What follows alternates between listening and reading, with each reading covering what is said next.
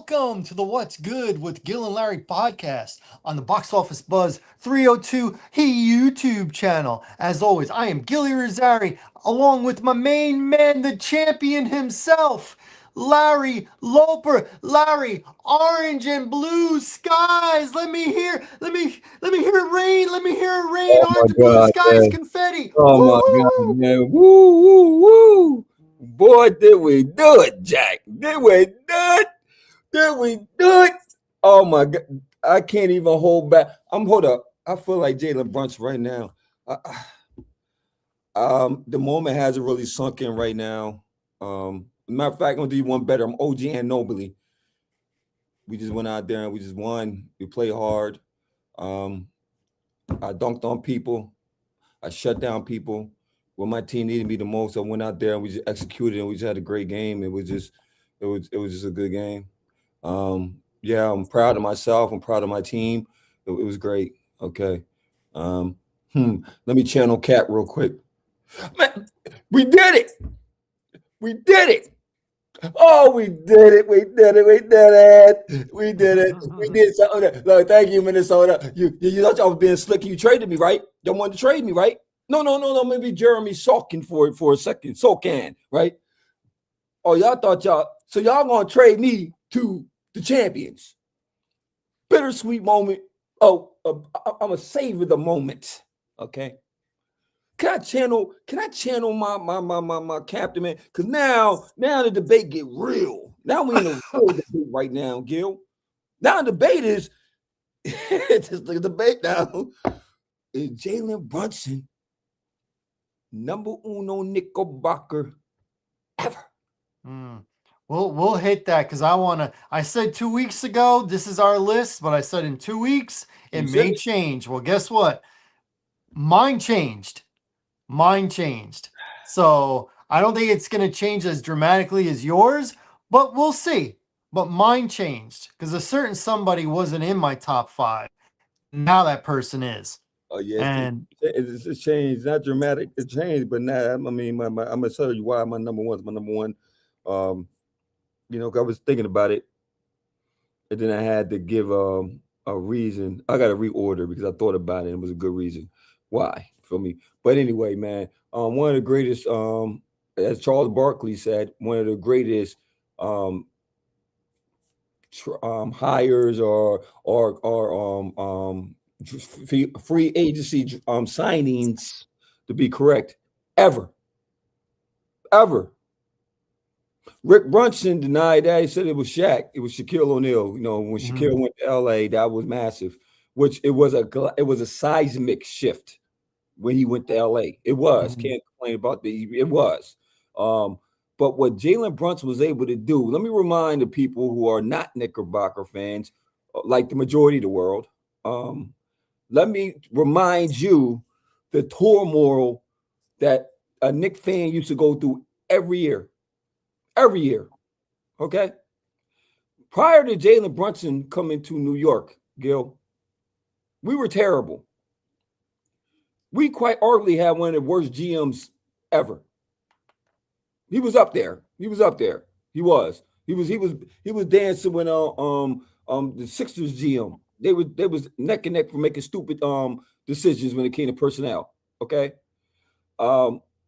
We had a moment there when Carmelo had brought a little juice back to the city a little bit. He was an attraction. He was a draw. He filled the seats, right? But we never really had a true team that could contend, a real contender. You hear me? Then we had Jeremy Lynch. It's bad when Jeremy Lynch give you about 2 weeks of good play and when insanity took over. Because we were so bad that we just needed something of a spark to be happy about. Okay. The only thing that ever happened at Mecca and New York was the opposite team had they normally had an outstanding game in New York. Okay. We could go on and list of superstars and then came to New York and had massive games. Okay.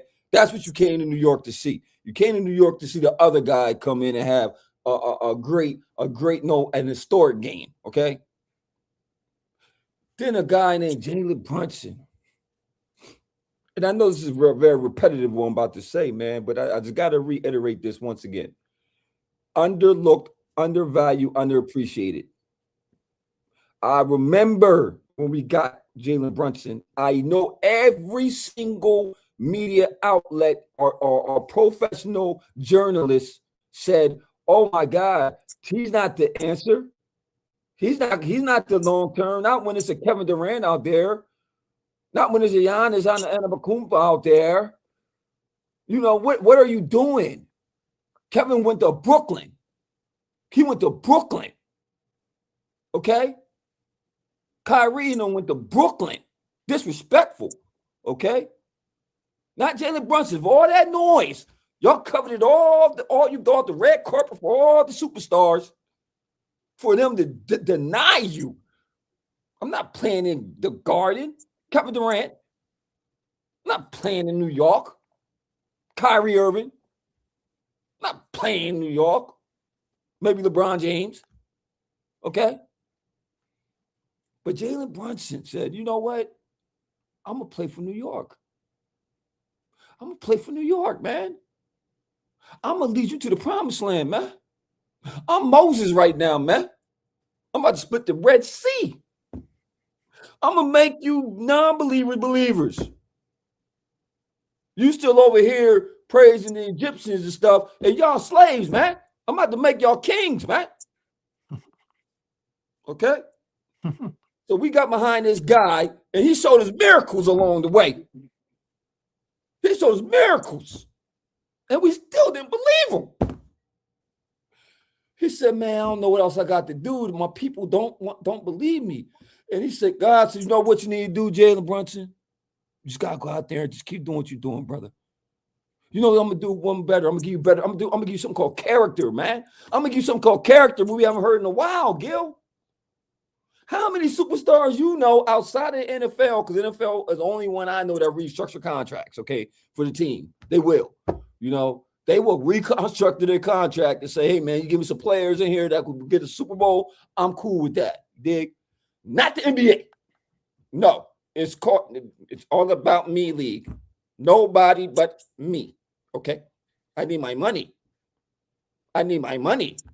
I need my endorsements. I need my lavish lifestyle. I need my pretty wife and to pick a fence, and I need it's about me. I need my value. I'm not taking no pay cut. Jalen Brunson took $100 million pay cut. $100 million. They said, "You stupid. Don't do that, young fella. Don't give the organization that, because that has been a precedent before. Don't let them take from you, man. You got to get your value." To what extent? That I don't win?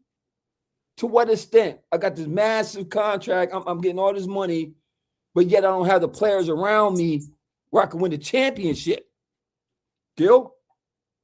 Look, can I take you back a little bit further? I'm going to let you get your orders in too, Gil. I just got to break this down real quick, Gil. We come from not being rich. Okay?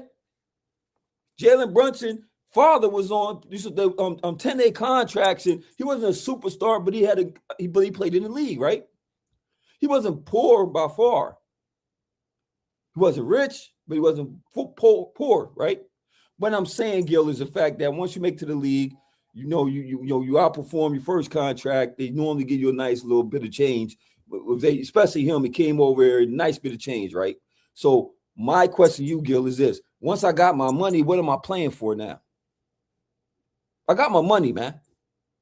If you trying to tell me that in the way that Jalen Brunson is, he's a smart guy. He's not really a loud person. He's not loud, Gil. He's not running around and he has to have the newest Porsche, the Maybach truck, or the Lamborghini truck. That's not him. It's not him, Gil. I'm pretty sure he's making excellent financial decisions with his money. Okay. So once my financial future is secure, my situation is secure financially, right, Gil? What am I playing for? Legacy. Legends. That boy gonna have if we ever have a statue in New York, he gonna have one. You don't have one yet from anybody. I know. That's what I'm saying. We need to get with the program. Patrick Ewing, Clyde. It's a couple of players. Willis Reed. It's a couple This of players. baseball player, Jeter, doesn't have one. Nita. Come on, man. New York, wake up. We need some statues out there. How you ain't got no statues? They got plaques. Come on, man. No, forget a plaque. We need a statue. Michael Jordan got a statue. Kobe got a statue. Dwayne Wade got a statue. Come on, man. Even Rocky's got a statue, and he's not real. He ain't even real. He got a statue. Come on, Gil. Kill it. I'm proud of my team, man. 53 years. I'm proud of this team, man. We show grit. We show fight. We was down by double, triple. Oh, my, bad. Every game we trail, Gil. San Antonio, in totality, come on, led the series 73% of the time. Yes, that's not exaggeration. But only won one game. But it's not exaggeration, America. 73% of the series San Antonio led, but they only won one game. One game. So I'm going to ask you this, Gil. What did you see with your own two eyes that never lied to you? What did you see from the New York Knicks in this series that made you change your observation or whatever? What did you get from just watching Knicks play, man? Just bring it to them, man. Let America know from your lens, because you're not a Knicks fan, but what from your lens, what did you see? I saw a team that felt like destiny was on their side. There was no mountain too high to climb. It didn't matter what the score was in the first quarter, all the way to late in the fourth quarter. They believed they were going to win every game, and they almost did. They had the gentleman's sweep, and yes, San Antonio led, I believe, every first quarter. They led double figures at some point in every game, and they led 73% of the time. But the Knicks took advantage of the young players and coach that didn't know how to bring it home. Didn't know how to bring it home. Didn't realize that even with a 29-point lead, you can't be jacking up threes with at least 10 seconds left on the shot clock. So you're taking a low percentage shot, and you're allowing the other team to not have to play defense the whole time, and giving them more opportunity, more chances, more time to score. Now, the Knicks had to make those shots, but in order for them to have that opportunity, you had to give them the opportunity, and you gave them that opportunity. And you gave it to them pretty much every game, and game 4 will go down in infamy. Whether there's a statue, a painting, a mural, whatever, OG, with that tip-in, will go down in New York history. New York, not just Knicks, New York. When they do flashbacks and high moments in sports for years to come, him jumping down the middle of that lane and tipping that ball in, it will be like anything you can ever think of. Anything, any moment. I'm not talking about like Messier having a hat trick. Okay, I'm talking about the moment. Like Mateau scoring in overtime to beat the Devils. Jeter with the flip to tag for Posada to tag out Jeremy Giambi in the playoffs. It's a moment. That moment will live on forever. You and I will be long dead, but that moment will live on. The Knicks have won their first championship in both of our lifetimes. You're in your late 40s. I'm in my early 50s. It's been 53 years. I wasn't born yet, and neither were you. First time. Now, I've seen on ESPN Classic, I've seen them win the title, but that was me watching that in the mid-90s when it had already happened over 20 years earlier. Now it's 53 years. And it's so funny because think about a year ago from now. We were surprised that Thibodeau got fired. And then it was taking so long to hire the next coach. We were like, well, clearly there's no plan. There was no plan. Now they're going to their second, third, fourth option on a coach when they had a good one. You know, you should have had a guy ready that as soon as you fired one, the other guy was ready to sign the next day. That didn't happen. They recycled Mike Brown. Mike Brown? Really? Mike Brown? Who let the dogs out, Mike Brown? Who let the dog? Oh, who wants to hear that? Who wants to hear that? Raise your hand because you love hearing it. You love every time they show Mike Brown and he's going, who let the dogs out? It's corny. It's corny, but man, you love it. You love it. Because your head coach, excuse me, your NBA champion head coach of the New York Knickerbockers likes to sing, who let the dogs out? And you're all about it. Yes, you are. Because I don't even hate it. So you're all about it. It's corny, but so what? We're all corny in our own way. You guys won. You get a hall pass for quite a long time. And this was a likable team. This wasn't, respectfully, this wasn't the Charles Oakley and Anthony Mason kind of team where, you know, they were very physical. They knew that they were going to only score about 90 points, so they had to beat you up along the way. That wasn't this team. That wasn't this team. And before we talk about the team that they beat, because I got a bunch to say about them, you know, you really do have to salute the Knicks. And I have a question for you. Mm-hmm. I heard somebody ask this. I came up with an answer. Let's see if you agree with this answer. And we can say we're living in the moment, but so what? So what? Don't ruin it. Are the Knicks the favorite team in New York City? And I'm not just saying because they won the title. Are they the favorite team in New York? I'm talking football. No. Baseball, I know, right? hockey. Yeah, I would say the Yankees prior to that, but I'm gonna say Knicks, man. Knicks. Even with the Yankees are on fire, because we're so used to the Yankees winning, it's not the same energy as the Knicks. It's just not. You know, it's not. Even when if the Yankees have kind of a bad season, which is rare, but they're not as scrutinized as much as the Knicks. Like it is, man. The Knicks, it's the Knicks. It's the Knicks. The Knicks are on New York's team, man. It's the Knicks. Can't get around the Knicks. I agree. It is the Knicks. And to me, actually, if you think about it, it's clearly the Knicks. Yeah. It's not the Yankees, despite the World Series, because half the city hates the Yankees. That's a fact. Because they're Mets fans. And then you got those old timers that are still Dodgers and Giants fans living in the past because they remember when they played in New York before they left in the 50s, right? Yeah. So it's not the Yankees. It's not the Mets.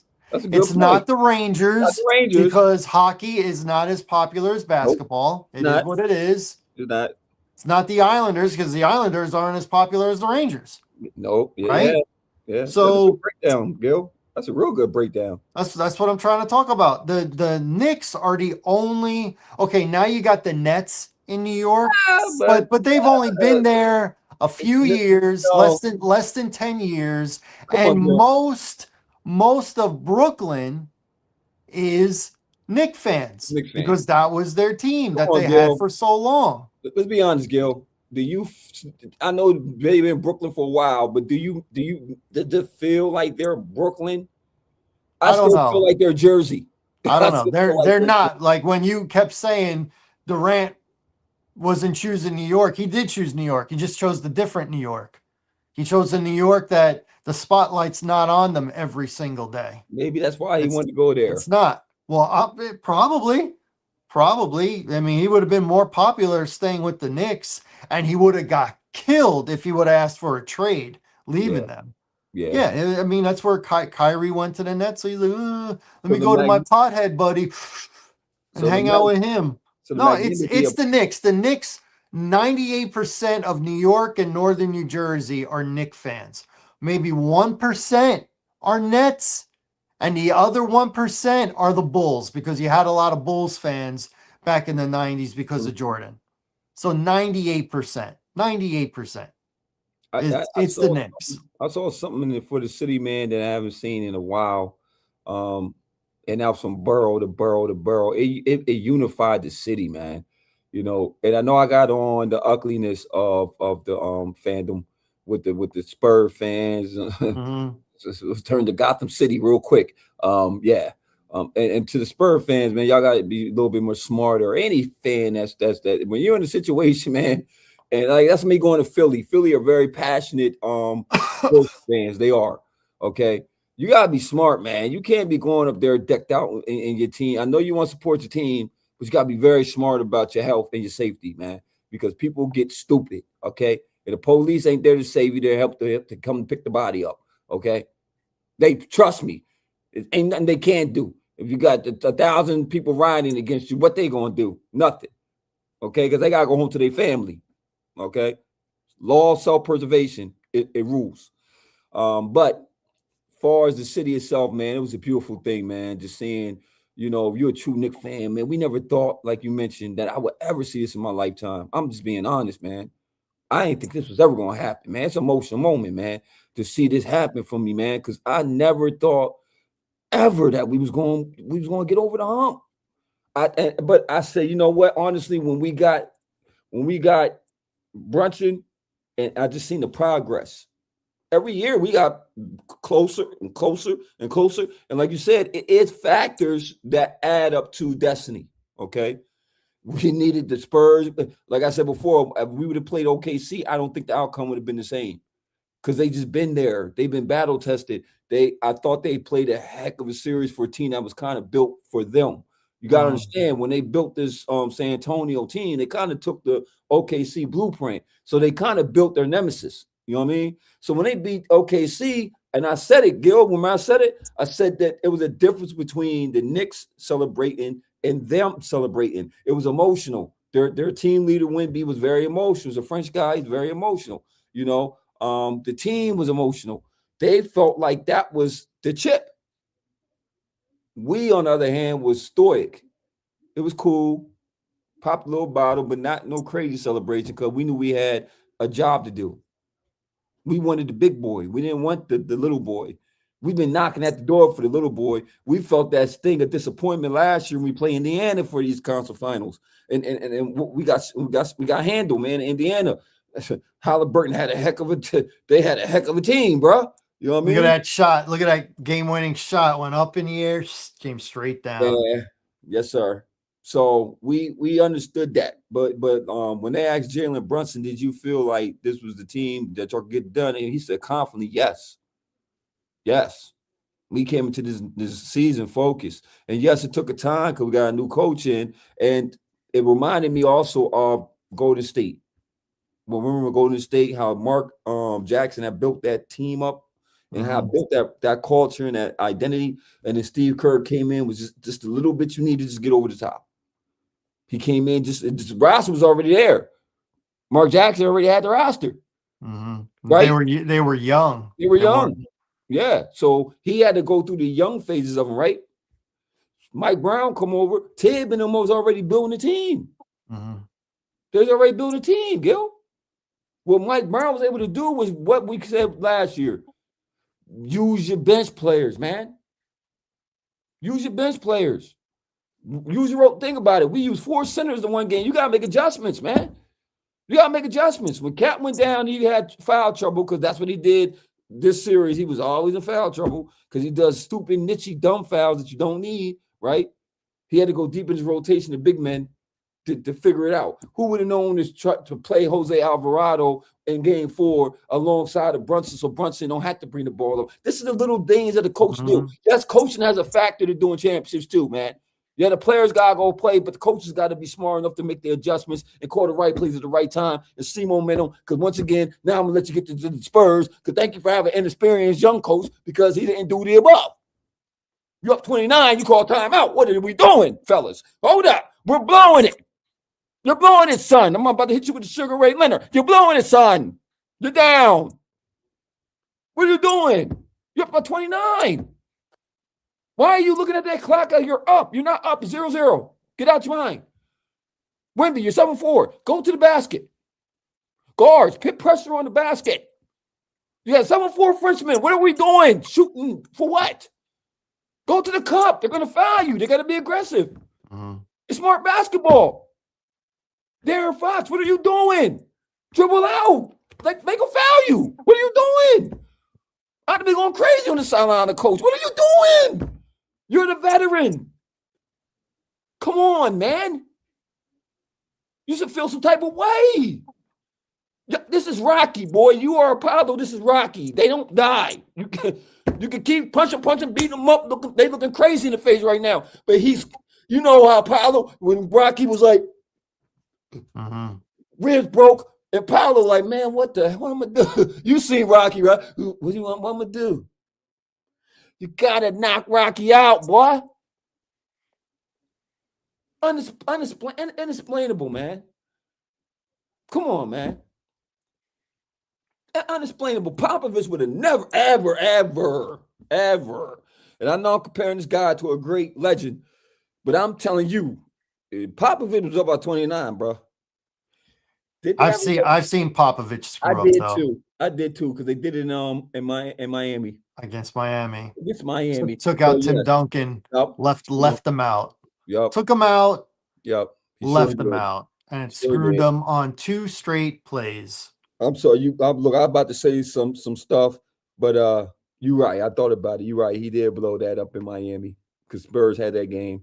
And Ray Allen, when they hit no miracle shot, if they would have just executed down the stretch. They just needed to get a rebound. That's all they needed to do. But that's a big moment. That was a bigger moment. That's a bigger moment because they could have actually won. You know, if they would have won that game, they would have won the championship. That was game 6, and San Antonio was up 3-2. Now, I'm asking you this, Joe.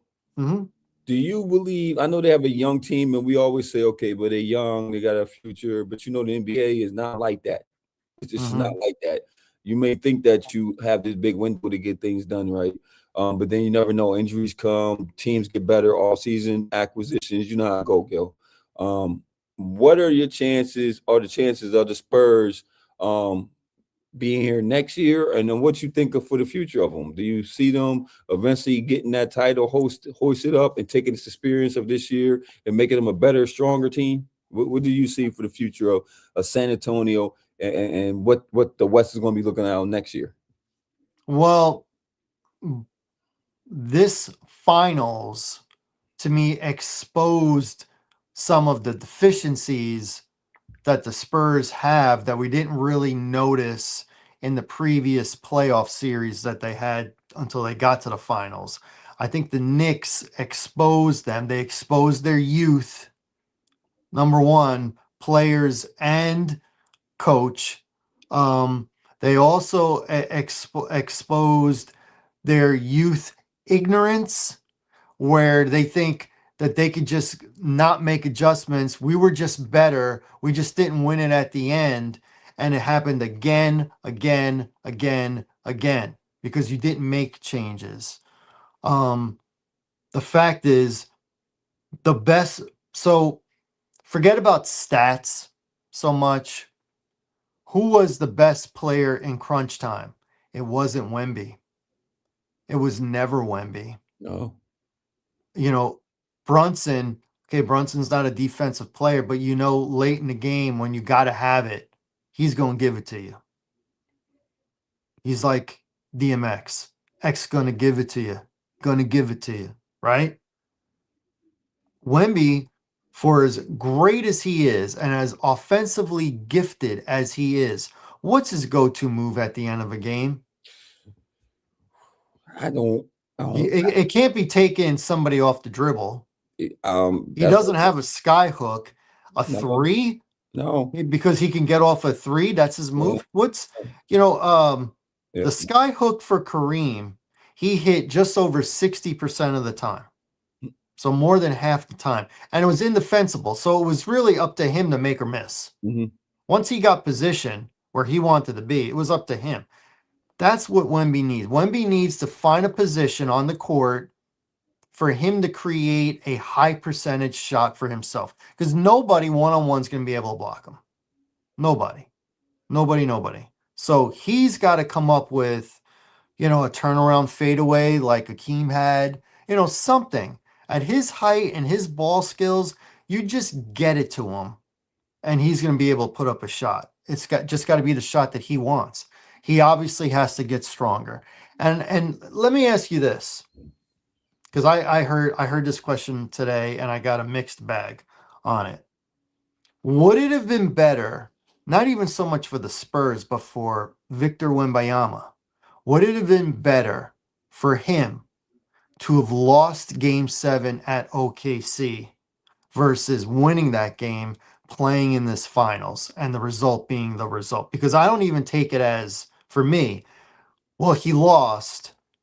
That's the result. To me, I take it as people loved this guy and he became the villain in the series. He did. You can tell that the officials protected him. Yeah. You can tell that they didn't want to give him that last fragrant foul because he would have had to sit out Game 6. He put his foot right underneath where Brunson was supposed to come down. Mhm. That is a clear penalty.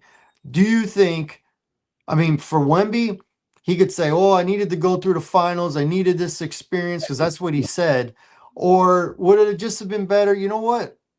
You're a little young. You're not quite ready. Let OKC finish Game 7, probably win the finals. Maybe not, but probably. And you come back next year and you're ready. Because I don't know, when you play the way they played and lose, to me, it's more than they weren't good enough. You don't lead by that much and then say we weren't good enough. Yeah. It's almost like they threw the championship away. It was like it was there. They knew how to score, but they just didn't know how to finish. I agree. So do you think he should have lost Game 7? Yeah, looking at it from the angle, yes. Because I believe that if you lose Game 7 to OKC and y'all fought in the way y'all fought and you just happen to lose, the team chemistry is still there. The not pointing the fingers is not going to enter the room. You know what I mean? I think it's like we was on the brink and it's going to make us stronger. So by the time we come to this next year, we're a force we reckon with because we was on the cusp of something great. You know what I mean? And we still got that we never we didn't get exposed. You know what I mean? So it's a different mentality, like you're saying. Mhm. Yeah. You get behind our floor general when he was young. So now we got another year, another year experience. We're going back him. We're going just all season we come in and we know what kind of work we need to put in to get over the hump. Yes, I believe it would have probably been a better situation than coming in and saying, because now I'm pointing fingers. We wasn't looking at De'Aaron Fox like that. You know what I mean? We wasn't looking at the miscommunication between Dylan Harper as being a rookie, wanting more playing time, and he's performing. But then at certain times where production falls off, we're not looking at, man, as Cass was not giving us the whole game series. We're not, like you're saying, Victor, now we look at him as a dirty player. Is he dirty? When things get tight, he starts doing little dirty, nasty stuff. Mhm. So it's stuff. And we've seen him get tired now. Yeah, we have. He got tired in the second half of every game. Yes, we know that his stamina and his gas tank isn't like that. So when we needed him for the championship rounds, he faltered. It's what I said when they were going into the playoffs. I said now they're going to have to play more minutes against better competition. He averaged during the regular season 31 minutes a game. You know what he averaged in the finals? Was it 40 plus? 44 minutes. That's a big difference. 31 to 44. And it's intense. Yeah. These are intense minutes. Against better players. Yeah. Intense minutes. You've gone through the whole playoffs. You're more fatigued now than you were all year. And now you're going up against arguably the best team. Yeah. Right? You got to say that with the Knicks. They won. Yeah. And they wanted to beat and bang them. And yeah, Towns took some silly fouls, but the game plan was the same. We're not letting that guy beat us. He might put up good stats, but he's not beating us. Nope. And he was tired every fourth quarter.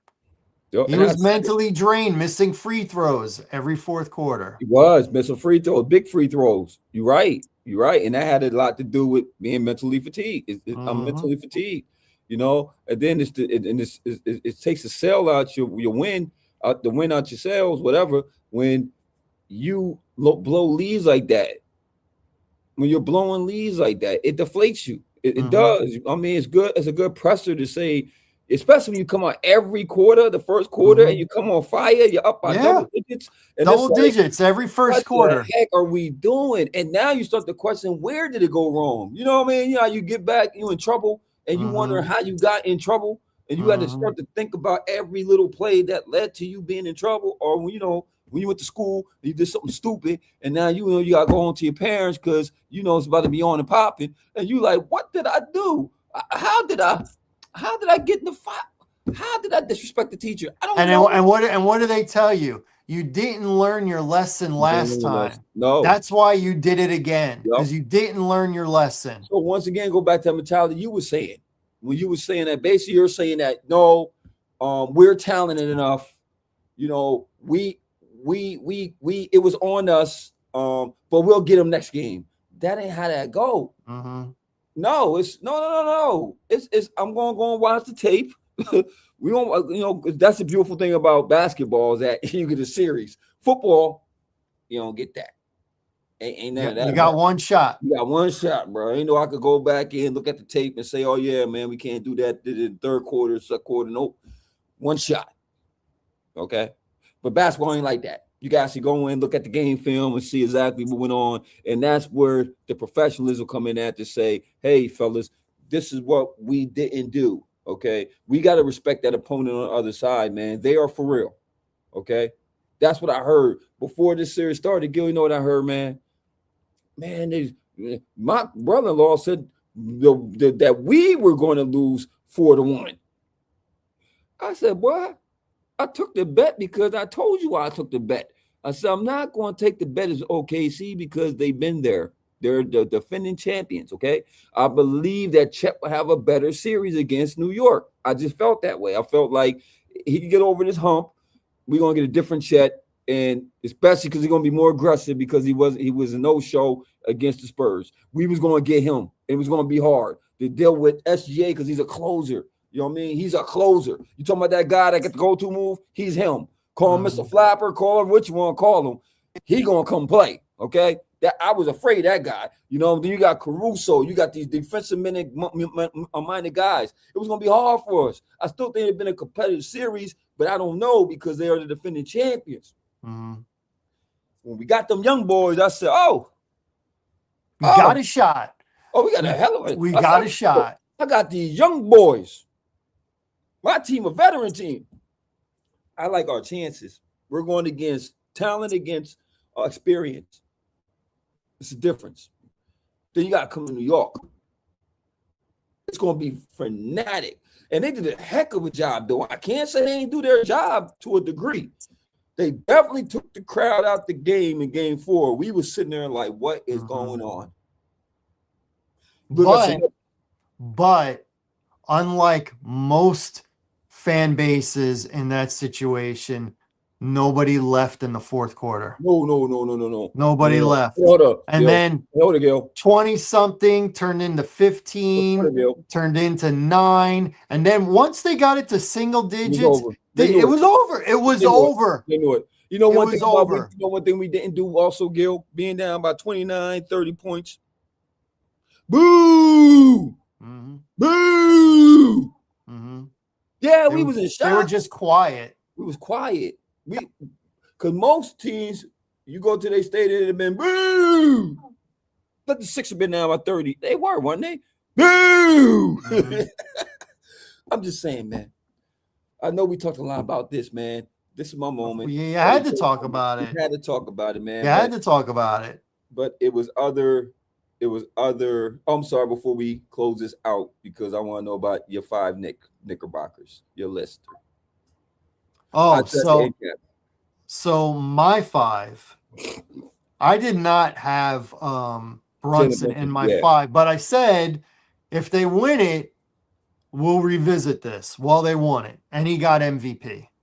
I thought it was neck and neck between him and OG until Yeah. that game 5, and then 45 points. That'll do it. You'll win it there. Um, so I got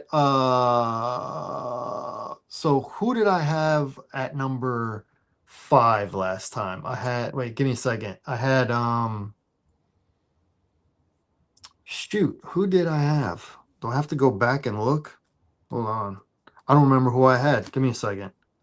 I'm sure I wrote it down. Um, who did I have? Who did I have? Uh, yes, I wrote it down. So I got to take out number 5. I had Bernard King. I got Okay. to take him out now. Yeah. Bernard doesn't make the top 5. So my number 4 was Bill Bradley. Got to put him at 5 right now. My number 3 was Patrick Ewing. Got to put him at 4 right now. And now I have Jalen Brunson at number 3, and he's close to number 2.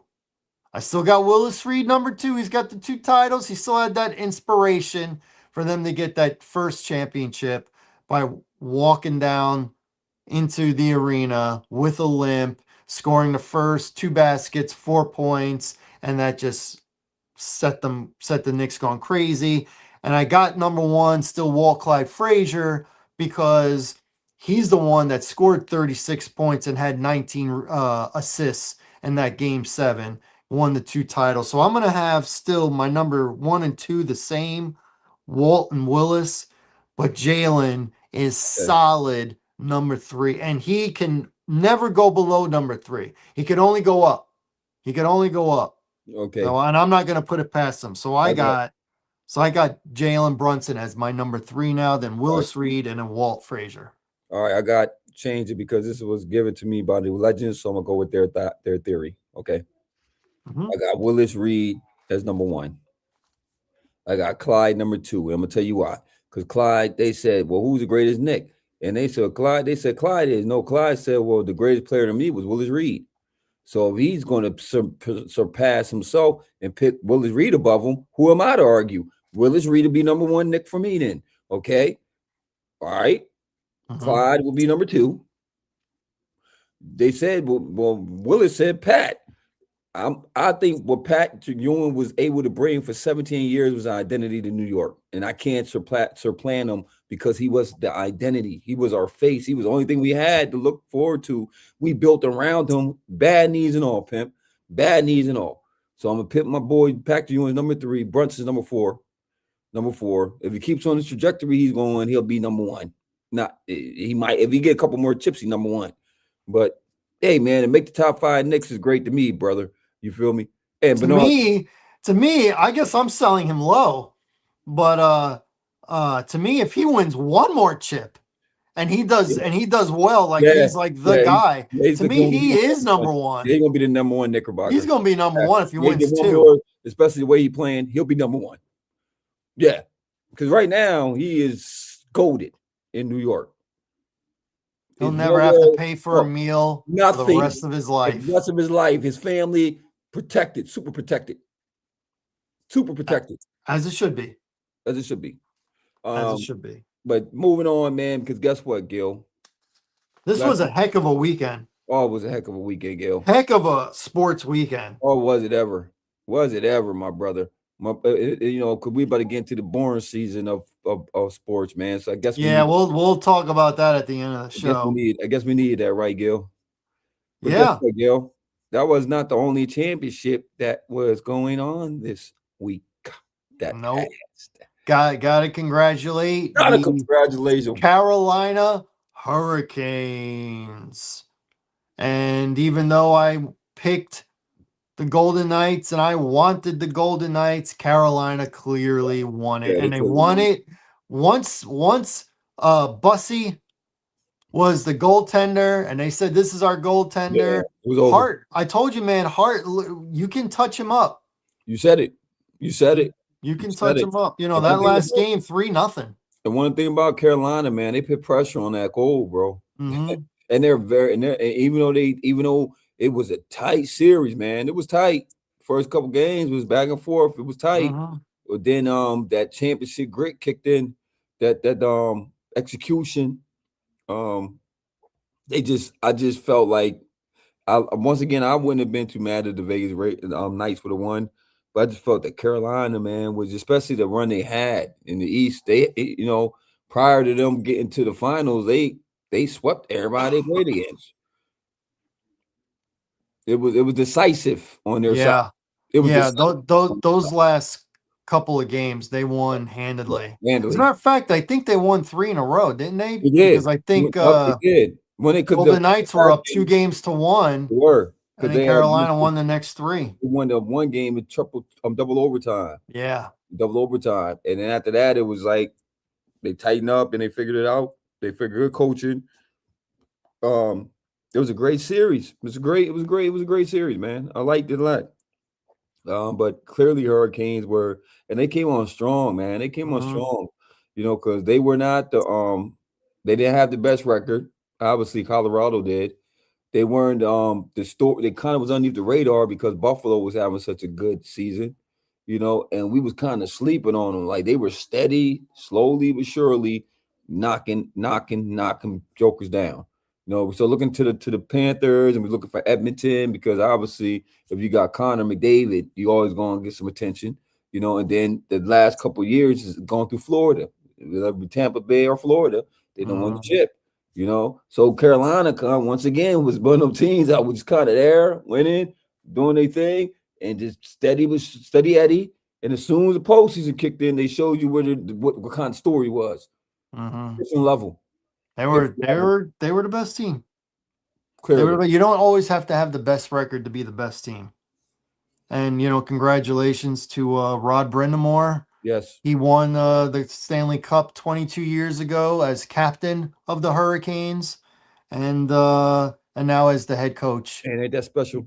He wins it. And it was cool because when they gave him the cup, he did the reaction exactly the same as the reaction that he had 22 years ago when he first held the cup. It was exactly the same. So, yeah, that was pretty dope. It's dope. So, yeah, congratulations to the Panthers. Hockey delivered again. The It did. NHL It did. playoffs delivered again. It was, listen, the NBA, we said it. We said it was going to go like this, but Yep. they were, that first round was going to be kind of meh. Hmm. It kind of was. And hockey wasn't going to be. They were No, going to hit the ice running, and they never stopped and it was until great. until it was Oh, it over. was great. It was great. Momentum all the way through. Hmm. And to a note to the NBA, man, this was like we said it was going to be. It was good business for the NBA. It was great business. This was the most watched finals ever. Hmm. Ever. Hmm. We talked about conspiracy theories, didn't we? I'm just saying, brother. Hmm. Sometimes it's good for business. Yeah. You know what I mean? Yep. Yep. Okay. Hmm. Okay. Okay. This is man, but there's another great event that went on this weekend too, Gil. Another There's great there there Tony. were there were a few great events that went on this And weekend. I watched it too. I watched it today too, Gil. What was it? Right. UFC. Freedom. Hmm. I watched it. And you were right. Whoa, whoa, whoa. Whoa, whoa, whoa. It was not. Biggest Oh, UFC event it, to date. I thought it might be a no, little gimmicky. no, I'm like, no. they might make it too Trump-ish. Uh, Doubt, no, no. Every fight was like that, and it was brutal. Every last one, brutal. Especially when my man, what's it, Illa, Ilya Temporia. man, he was winning, and then it went somewhere else. Man, it was somewhere else. When he couldn't finish him, when he had him on top, and he couldn't Hmm. finish him, it went somewhere else. And when he caught Yep. him with that shot, ooh, ooh, ooh, ooh. Ilya is, although, like I said last week, he, at least going into this fight, was probably the pound for pound best fighter in MMA, or at least in the UFC.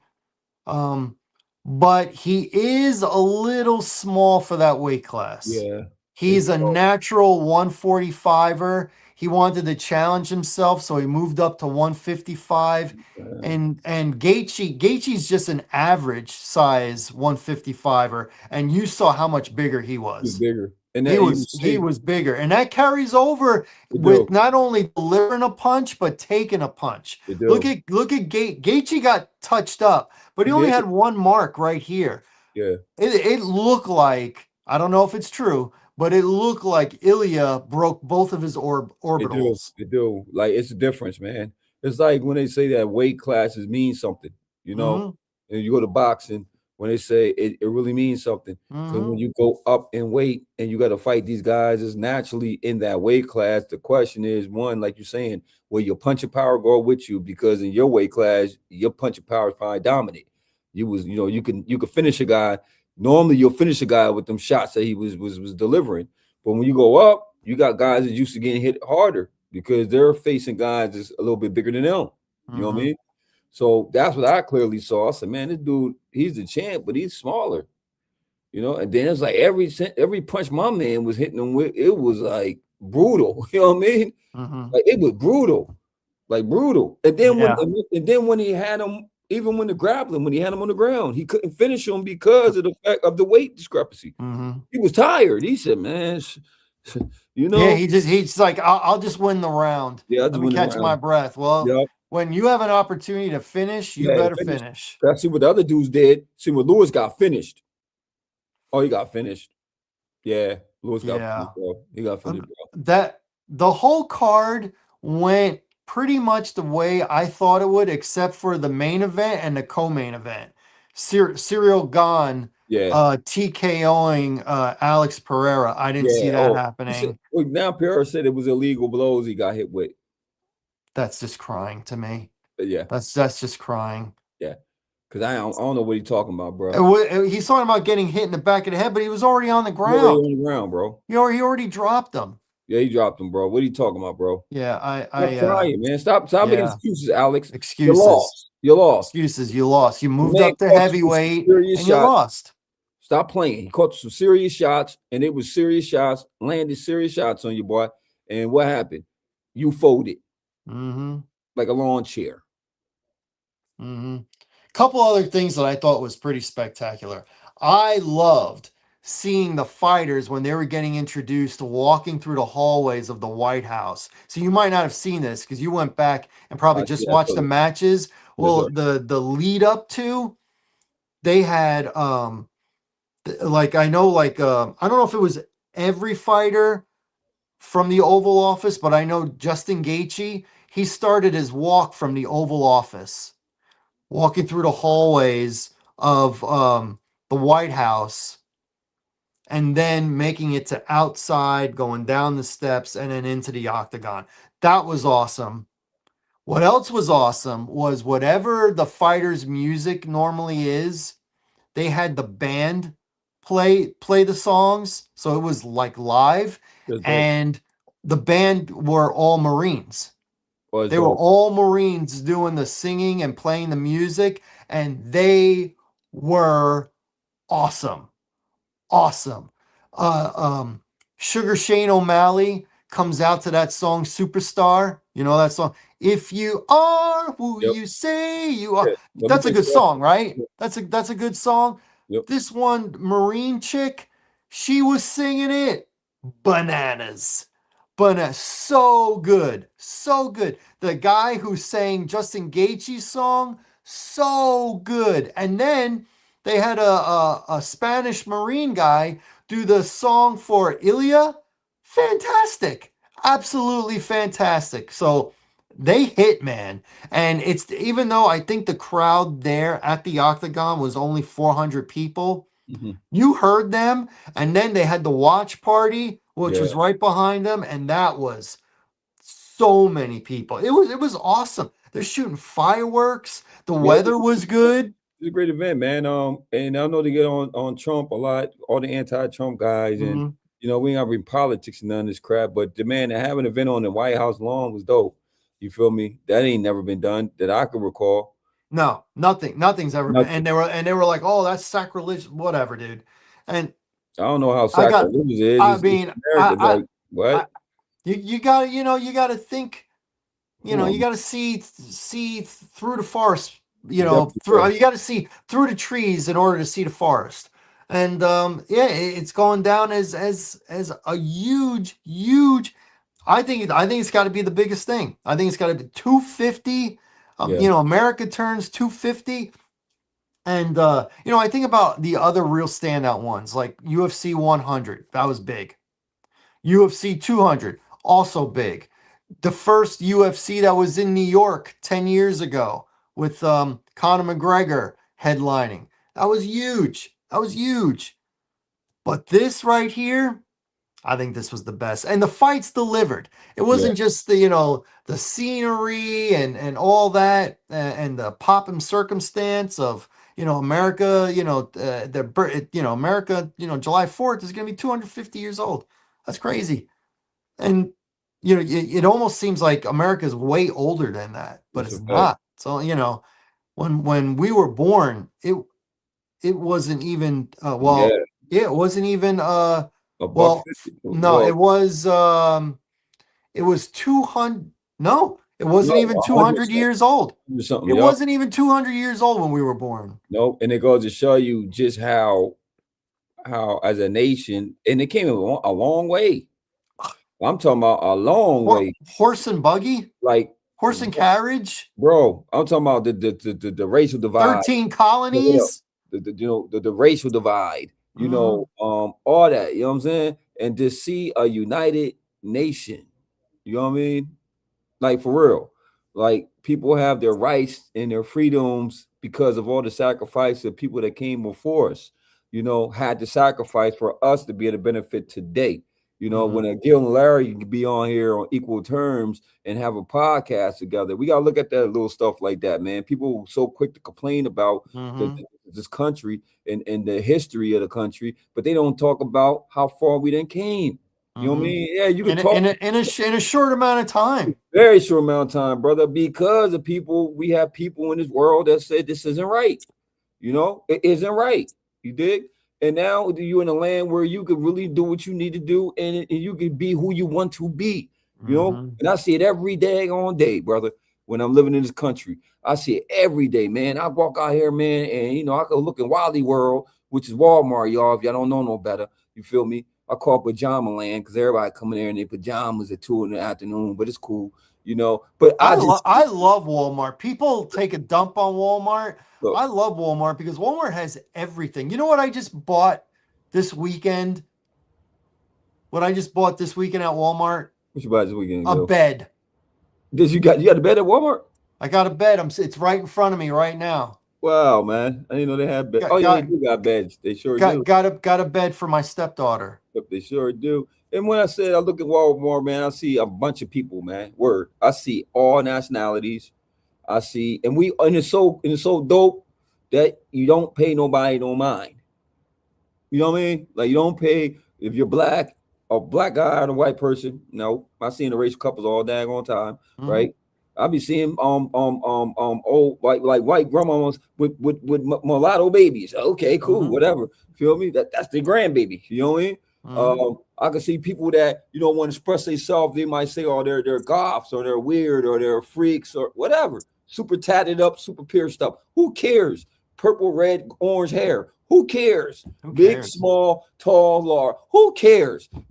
That's a beautiful way to be in today's time, man. Because at one point, once again, we got the film to see it that it just wasn't like that. You know It what I'm was saying? ugly. It was ugly. It was It terrible. was real ugly. But we had a black president for 2 terms. We did. We did. We We did. did. And eventually, you never know. We'll have a We're gonna get a female we're gonna get a president in female there, eventually. We're gonna get one and eventually. then it's gonna be like nothing. Yep. Then it's gonna be like then it's not gonna be a big deal. We've seen a black head coach Yeah. win a Super Bowl and stuff Yeah. like and then it'll be a footnote. That's what you want. That's Like what it's a you want. big moment when it happens, but you want it to just be a footnote. Like Yes, sir. oh yeah, back then that was a big deal. Now it's the norm. I was watching, I've been watching on Netflix, by the way. No, I'm sorry, Disney Plus. Gladiators, right? Like Gladiators, they got like a thing about not Oh Gladiators yeah, yeah, movie, the like documentary. the documentary, right? I started it. And I started thinking about it. I said, man, you know what, man? Because cause when I think of gladiators, I always think about like, and it made sense to me because I'm like, well, what the heck? Why would a gladiator want to be a gladiator, right? Because if you get in that ring, man, you get killed. You know what I'm saying? And They you were gotta fight. slaves. But but within the gladiator brotherhood, it's a brotherhood too. Hmm. I mean, and it was it's like a code, just like NBA or NFL rather. You know, the NFL, once you get to a certain point in the game and it's about to be like the end of the game, and you have to take the knee. You can't punch it in. You got to run the clock out. You know, because it's disrespectful for you if you're up already about to win the game and score that last touchdown. It's disrespectful. Remember, they got on Jameis Winston about that because Hmm. he made touchdown Yeah, play. for New Orleans. Yeah, disrespectful. It's like basketball when you're already up, the game is over. Why did you dunk it? No. So with the gladiators, for like a history lesson, when they were down and they were about to be defeated, and they said no mas, you had to put your finger up, and then you couldn't kill them because now you got to give it to the hands of the emperor, or you got to give it to the hands of the people, whether you live or die. Yes. Now we think that it was always die, die, die, right? No, it's bad for Mhm. business. It's bad for business. We need the gladiators to kind of survive. You know what I mean? Because this is kind of like our entertainment. So we kill all the entertainment off. Who we got the roof for? You know what I mean? It made sense. That's oh man. Mhm. That's yeah. I guess okay. So no wonder they wanted to be gladiators because gladiators is like the modern day when we watch UFC. Mhm. Watching the modern day basketball players. There's always been some type of competitive entertainment for people. Back then in Roman times was brutal. But then I could look at UFC and I get it. I get it. You gotta be built, you gotta be like they think they're men. You know what I mean? To be able to jump in that octagon and fight the way they fight. And Mike Tyson said, he said, I'm a warrior. I'm a warrior. I'm Julius Caesar. I'm him. I'm gonna murder you with murderous intent. It's like I'm doing hydrogen bombs. It's a different level of competition, brother. It's brutal, but it's also a respect and a code, and it's a brotherhood also. It's a brotherhood also, brother. Mhm. With sports, man. I love sports. Love sports. All right, so those were the three real big ones. I'll Yes, sir. shoot I'll shoot through the other. World Cup started since Yes, our sir. last show, and the U.S. won against Paraguay 4-1 on Friday. They did, man. Now I got a question, right? Because now we going my God, I got a question for you, brother. And I want Mm-hmm. to ask you, and we got to shoot Mm-hmm. it real fast, okay? Mm-hmm. Mm-hmm. Okay. You think this is going to be the greatest World Cup ever? No, Okay. This is the most matches, the most teams ever played, right? and it's in America, And it's which America. we like that. Yeah, but you say no. No, because I'm still not thinking that the U.S. is the team to beat. I don't In either. in '99 when the women won, that you felt like they really got a shot. They got a bunch of stars on this team, Yeah, and they got a shot. Mia Hamm was probably the world's best player at the it was. time. Um, and there were other good ones, Julie Foudy and stuff like that. So Brandy Chastain. Now let me ask you a question. Do you think that this team can make a deep run, being that they're on home soil? Well, I don't think it's because they're on home soil. I think they can because they've got the talent. And it's Okay, about time because I've heard for over 20 years that they've got, as much talent or the opportunity to get as much talent as anybody else. So I'm expecting them, to make maybe Final Four. okay.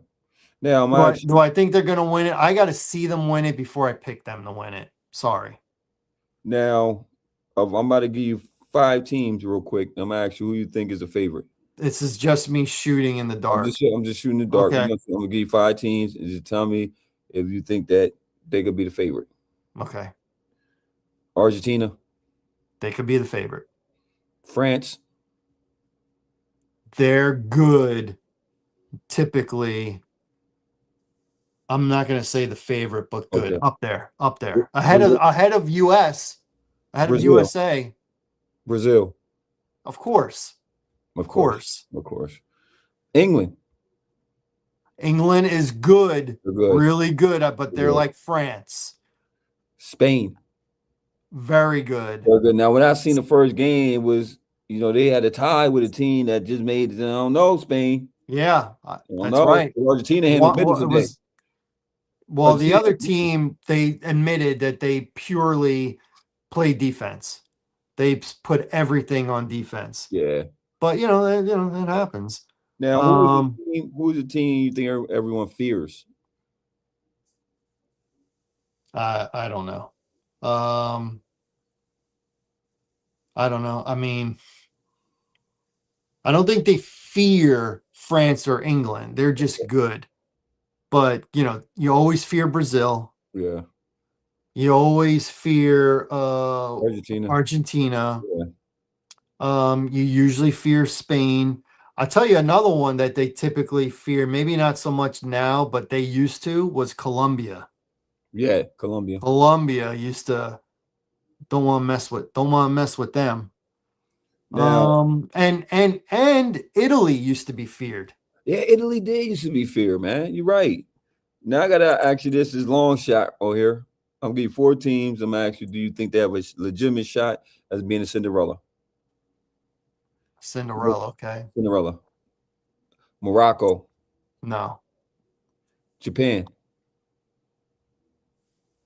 no, Canada, no. South Korea. Yes. South Korea. That'd be the Cinderella. Out of what you mentioned, Yeah, that's yes. what I mentioned. Yes. Yes. Okay. Yeah. Now, Big difference between North Korea and South Korea when it comes to sports, Olympic sports. Big difference. big difference. Big difference. Now, um, you think this will be the last World Series for Messi and Ronaldo? World Cup, you mean? Yes. Definitely Ronaldo. I don't know about Messi. Ronaldo, he's been battling injuries Yeah. the last few years. Um, I think Ronaldo, yes. I don't know about Messi. I'm leaning towards yes with Messi, but didn't Argentina win it? It Was did. it 4 years Yeah, ago? they did. They Yep. won it. They're the So returning champs. Yep. yeah, so I definitely I think Cristiano. Um, I don't know about Messi. That's 50-50 to me. That's 50-50. Now, do you think the smaller nations are closing the gap on traditional powerhouses? No, not No. really. I mean, to me, the one that's closing the gap is the USA, but they're not a smaller nation. Yeah, that's true. The reason why the USA is never one of the top dogs in the World Cup is because the best athletes don't want to play soccer. That's a fact. They want to play basketball and football. Yeah. I mean, you That's got to the think in our and baseball. That's you gotta think, America. you gotta think about America, man. America, a lot of other countries, man. It's that is the sport. When you go across that pond, Hmm. in majority of the countries outside America, football is soccer. We'll talk American now, but it's Hmm. football. Yeah. Is not is the prime. It's the primary sport. That's Well, it's even a very poor nation can it's, put out a good soccer team yes, because sir. it's cheap.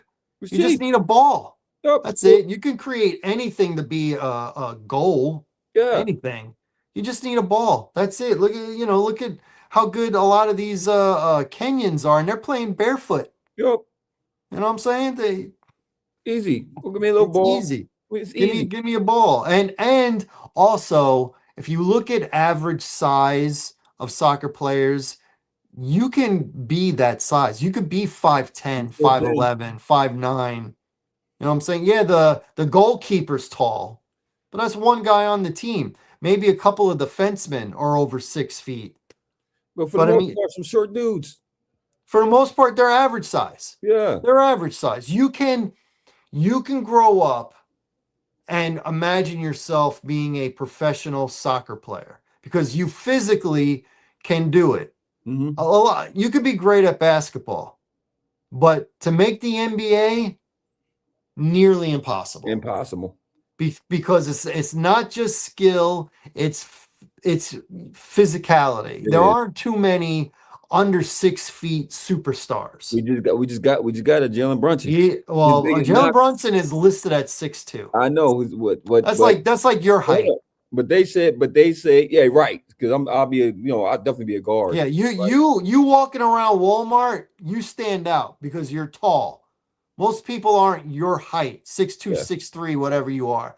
Brunson is one of the shorter guys, Right. and he's 6'2". listed at 6'2". Maybe he's shorter than that, but he's listed at 6'2". Steph Curry is all, they always say he's small. He's listed at 6'4". 6'3". Or 6'3", Nash 6'4". listed at 6'3". He was always the Hey. shortest guy on the court. Right. So that shows you where, like you're saying, the average guy ain't gonna be to play basketball. No. It just ain't gonna happen. You're gonna look like a midget out there, okay? Mm-hmm. And then you don't go to football. Football, the average guy is the kicker and the punter. Yeah, that's the average guy, kicker the punter. That's it. it. Yeah, you have some deficiencies there, right? In baseball, even the baseball players are jacked up nowadays, bro. You see, Look at Judge. Look at Judge. What he like 6'6"? 6'8". Come He's on, 6'8". Come on, bro. Come on, bro. I He's remember Jerry 6'8". McGuire. Look, I remember Mark McGuire and Sammy Sosa, man. Yeah, they might be juiced up, bro. But guess what? Them jokers was like 2 and some change, man. They were like, what, 5'10", 5'11", something like that. But look at how they're getting bigger. I know. Remember bro. Strawberry? 6'6", but thin. But thin. Frank Thomas, 6'6", thick. Yeah. Now they're getting bigger, man. They're getting bigger, man. They're getting bigger. Remember Mo Vaughn? Mo Vaughn? Manny Ramirez, David Ortiz, Big Papi. Yes. Big Papi. These dudes are big, man. Big. And now Juan Gonzalez. Now big players are getting cut and jacked. Harper. Like for real. Trout. Come on, man. That's just the evolution of the game. Or here's one for you. I know this Japanese guy where Japanese people are small. This guy's big. Not only is he big, he's the best player in baseball. Yeah, he's the best player in baseball. Shohei Ohtani. Yeah, he's the best player in baseball. They are evolving where baseball players are not average size anymore. No more Scoot. Who was the Hall of Famer for the Yankees in the 40s, 50s, 60s? Scooter. Yeah. What was his name? Used to call the Yankee games. I'm missing his name. They called him Scooter. It'll come to me. Hall of Famer. No Yogi Berra.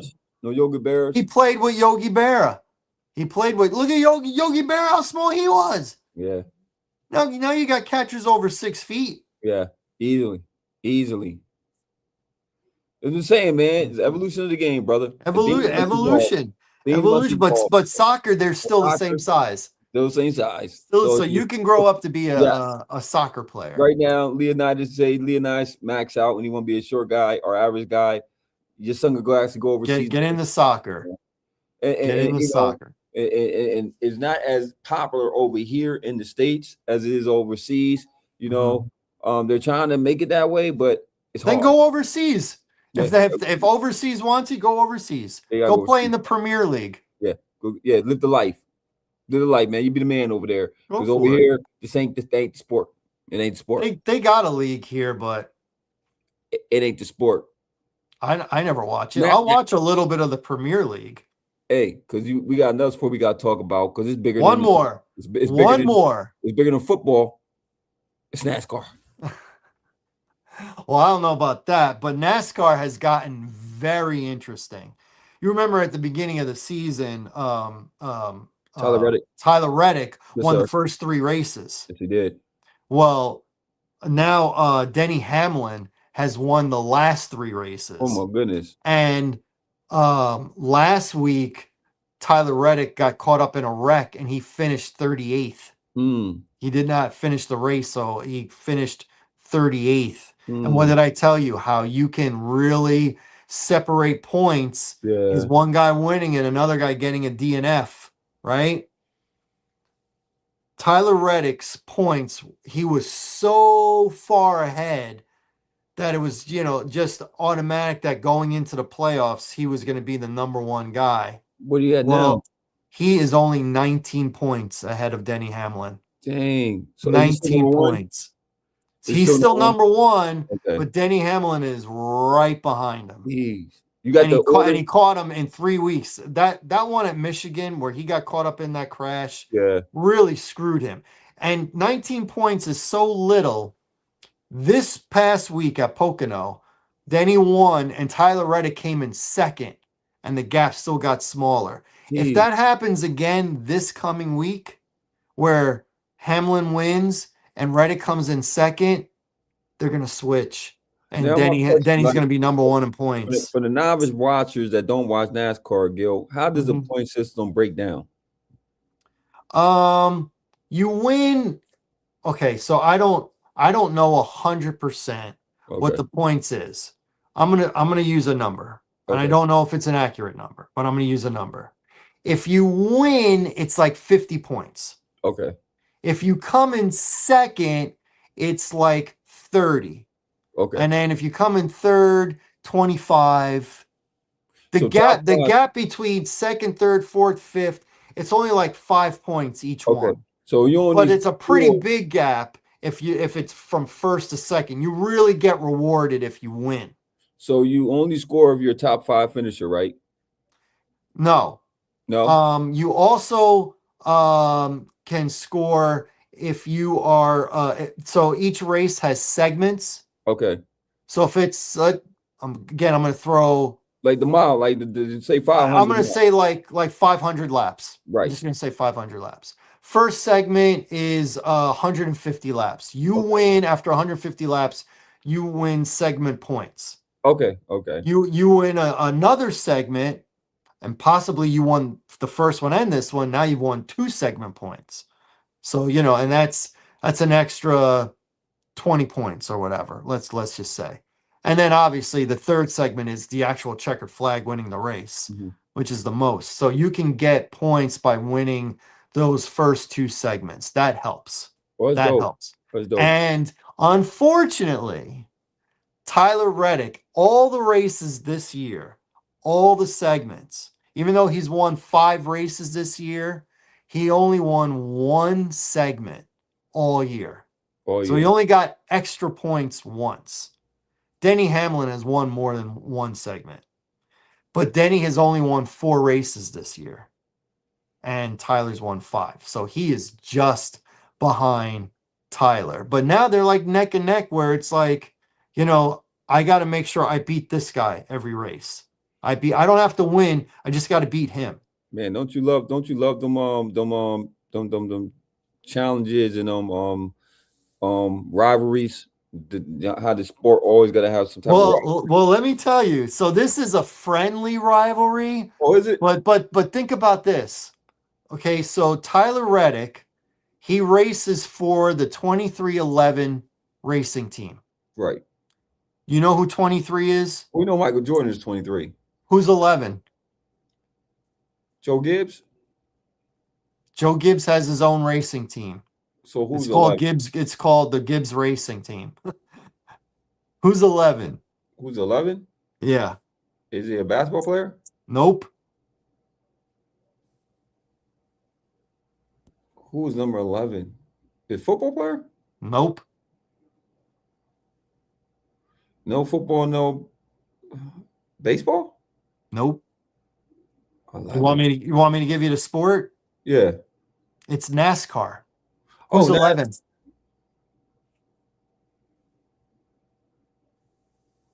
Think about what I'm saying. I said friendly rivalry. Who's 11? Hamlin? Hamlin is 11. He is the Oh. co-owner of Tyler Reddick's car. Oh, okay. Minority owner, but co-owner. And Jordan said one of those races that Tyler won, he's like, yeah, he beat out Hamlin. I'm going to trash talk him the next time I see him. So Denny Hamlin, his car that he races is a Joe Gibbs car. Okay. But he is co-owner, minority owner of the 2311 team. So Okay.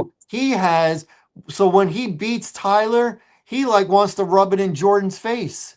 Like, oh, I beat your boy. I beat your boy. like Jordan was rubbing it in his face. Now it's a double win for Hamlin Yeah, I was about to say, because Tyler races for him. But what did Jordan always say? Why he didn't want to do super teams?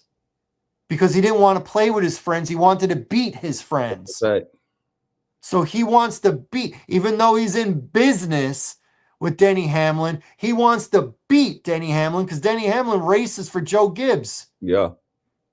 And again, Jordan the basketball guy, Gibbs the race car or football guy. football guy. Yep, the football guy. Basketball, football, co-owner. Yep. That's a nice little rivalry. It is. Friendly, but you know this. The most competitive people in the world are the most successful. That's a fact. Because their drive, they grab something out of the air and use this to give them that extra gear, that extra drive. They'll make up stuff in their head. That's a fact. To get that extra. So yeah, Jordan, now Jordan is probably not loving the fact that Denny Hamlin is catching up to him, despite the fact that they're co-owners. You know what I'm saying? Despite the fact that they're golfing buddies and things like that. He's probably not loving it. He's probably not loving that he trash talked Denny Hamlin a couple months ago, but he ain't got nothing to say now. Denny's won 3 in a row. 4 races all year he's won. And he's hot right now. He's hot. You get another DNF, Tyler Reddick DNF, that's not his fault because he got caught up in a wreck that he did not start. And it's crazy because he was in the second row. You usually don't get accidents up front. It's usually like further back. They get bunched up in the middle. Mm-hmm. He was near the front and got caught. Bad luck, man. Bad luck. What are you going to do? So, yeah. So, the number 11 and the number 45, if you're going to watch NASCAR, you want to pay attention who's doing what in that race because they are close in points. They are like way ahead of everybody else right now, points-wise. It's a 2-horse race. So, yeah, I mean, I know not everybody's a NASCAR guy. I'm a NASCAR guy. I'm trying to get you into it, and you're starting to get into it. So, I think that's pretty cool. Pretty cool indeed. So, fantastic sports weekend.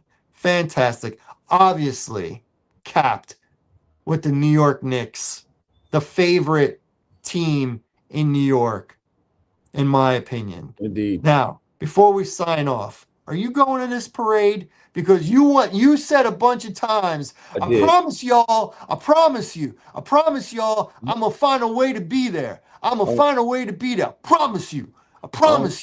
I'm quoting you. I know, man. So what's up? Man.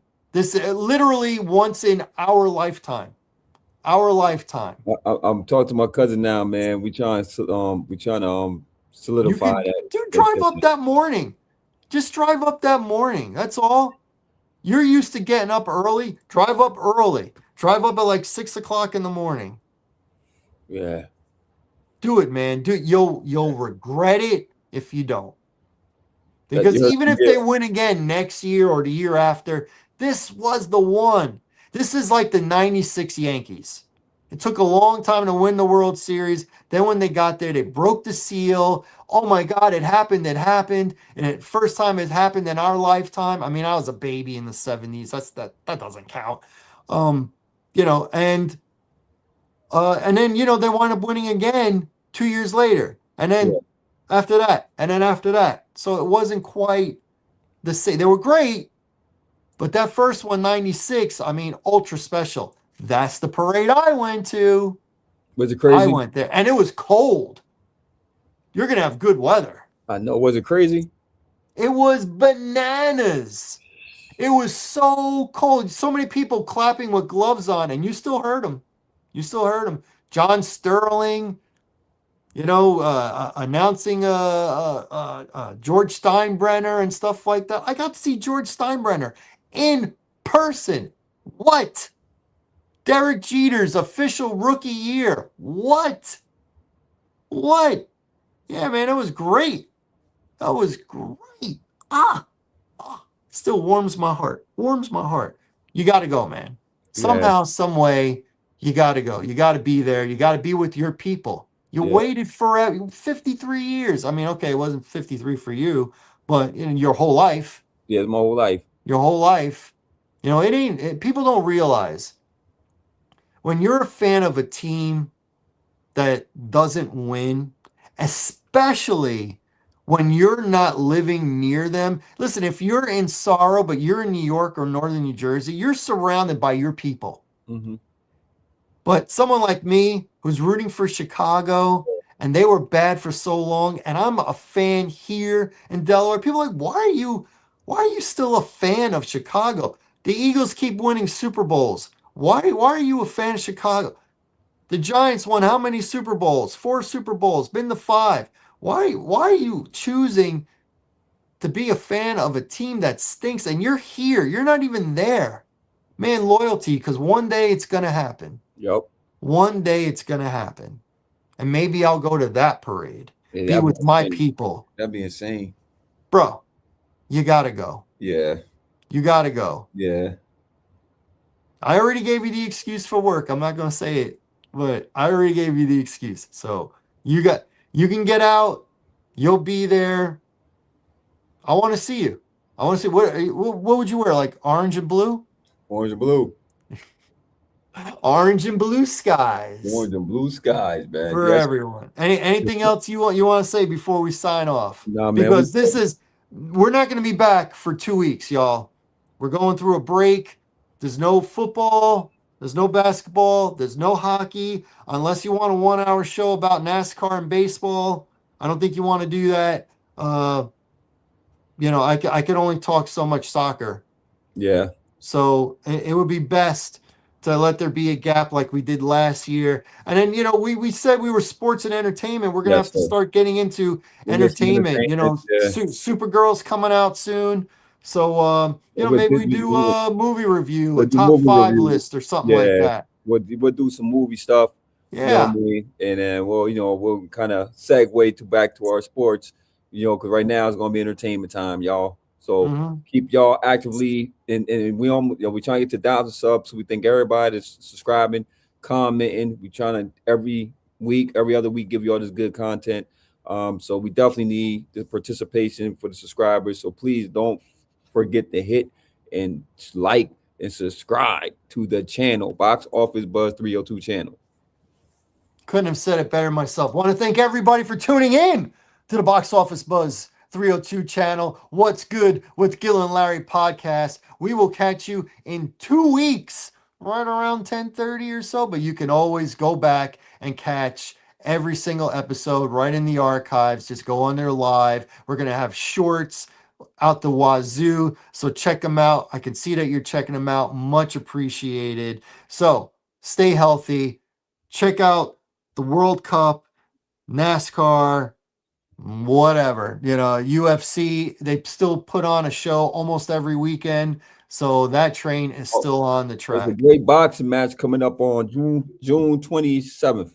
It's going to be Jerron Boots Ennis stepped up in 145 division. He's the boogeyman, and he's fighting Xander Zayas for his belts. The young Puerto Rican sensation. So tune into that. I got Boots. I just think it's a different level. It's levels of boxing, and he's going to show you why it's levels of boxing.